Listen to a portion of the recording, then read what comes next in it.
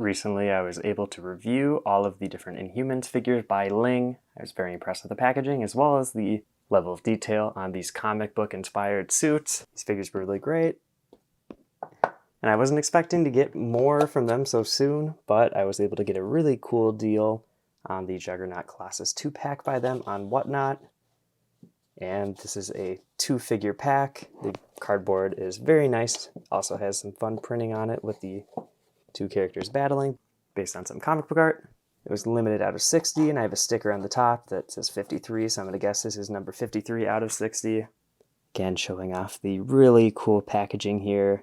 It has the custom printed tiles with the characters, as well as the number 53 out of 60. And the foam holds the figures into place. Juggernaut doesn't have an alternative face, but Colossus does. And I'm interested to see what these look like closer up, so let's throw them on the stand and check these out.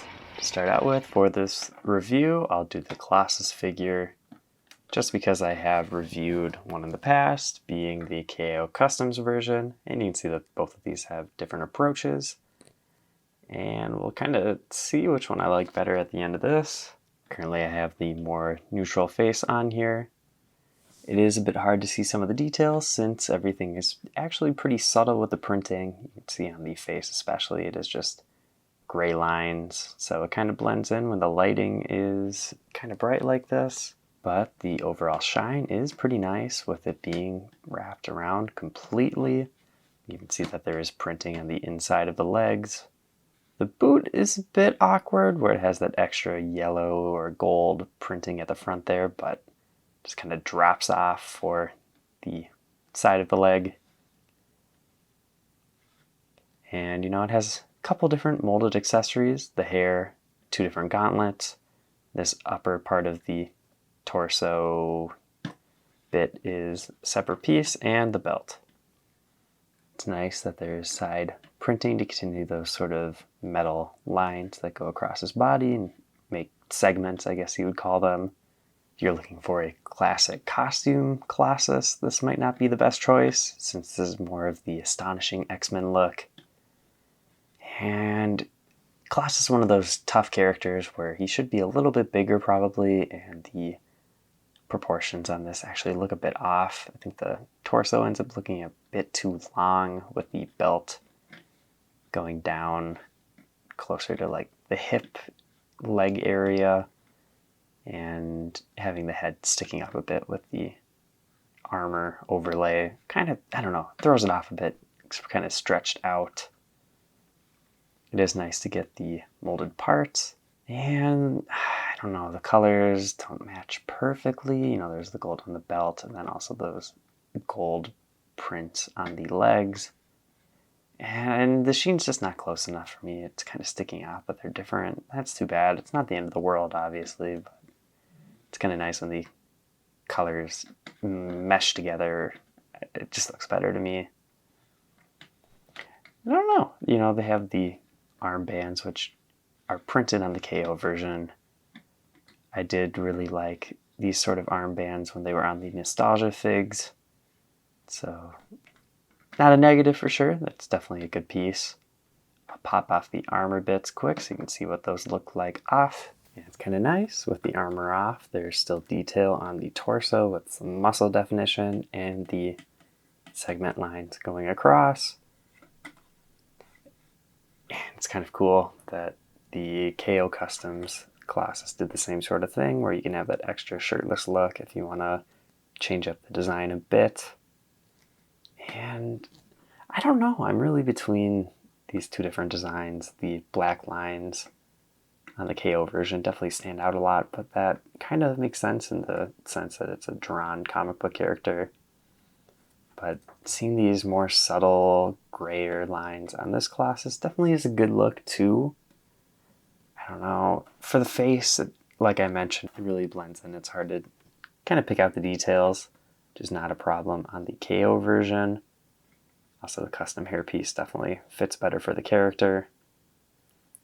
There are some benefits. I think the printed belt ends up being better. I'll throw on the belt back onto this figure quick. And honestly, this is not a terrible look. If you want to go for there's certain scenarios when this is his outfit, and that definitely brings these closer together. And I definitely think Colossus is one of those characters where you could really go through and fig barf whatever your perfect version would be. I don't know. I might mess with some combinations later in the video, especially for like the hairpiece. But there's what this looks like taken apart slightly. Let's get that armor back on. I'll throw on the extra head. Just something interesting I saw that I want to point out before I get this head on is that these chromey type heads are actually on light nougat heads instead of being gray, which is unexpected. So, fun fact. Here's that angry expression on. And it looks a bit weird. It has the teeth showing, but they're the same color as the skin and the eyes. Definitely give KO Customs the one up for the face prints. I think this angry one looks better, but white for the teeth and also the eyes. Just that extra contrast adds a lot, and overall just both options for KO Customs for the faces is probably a better option. But I think I like this Colossus a lot better than I thought I would originally. It helps me out a lot that this is more of the astonishing X-Men look, so I have 2 different costumes instead of 2 figures copying the same original X-Men suits. And you know what? This is a pretty good X-Men figure. I'm glad to have it.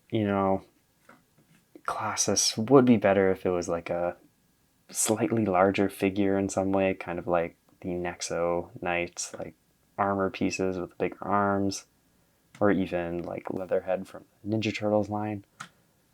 But the chrome looks really good on this, or not even the chrome, just the very metallic silver. And the molded parts work for what they're going for. But let's move on from this figure onto Juggernaut.